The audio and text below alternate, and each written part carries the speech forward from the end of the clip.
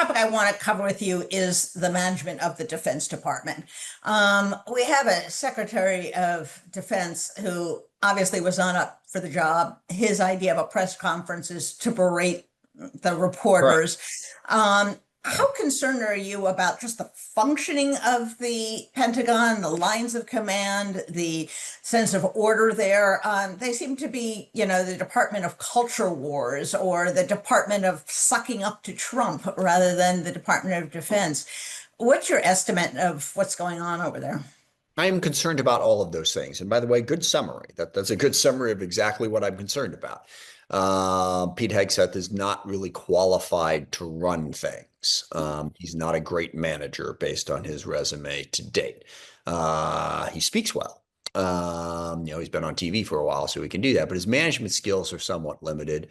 He's insecure. We've seen this in a lot of firings of people close to him and sort of palace intrigue where he doesn't trust his staff, that they're undercutting him, so he fires them. And that creates a bad culture at the Pentagon. So you've got that. And then you've got the things that you mentioned that I think are most concerning is that Trump wants people who are loyal to Trump. And that's not the same thing as being good at your job. For instance, we're seeing this in the intel post Iran strike. Right. Trump wants the intel that fits his narrative. Don't tell him something he doesn't want to hear. And people will learn that lesson. Either they'll get fired or they'll leave because they don't want to work like that, or they will adapt and they will stop doing the most efficient, effective job possible, and they will focus on simply sucking up to Trump. And then, yeah, the right-wing culture war is a big thing. And look, I'm not fond of the left-wing culture war that we've had to deal with, particularly in places like Seattle, King County for the last 10 or 12 years. I think it went too far in a variety of different directions.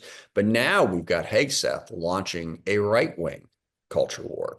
I mean, they're banning books about Jackie Robinson. They're scrubbing the internet of any of the word gay. They banned transgender troops from serving, even though they have served incredibly capably in a lot of instances. So they seem to be very focused on that culture war that is a distraction from doing the job. Now, I'll close all that with one little positive thing. The service secretaries, Army, Navy, Air Force, solid people.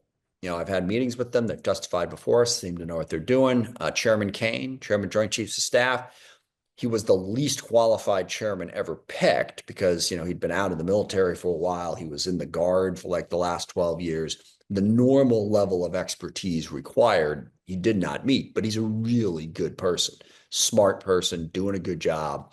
So that's good. Deputy Secretary of Defense Feinberg seems to know what he's doing. There are just enough people over at the Pentagon now who seem to be really focused on doing things the right way.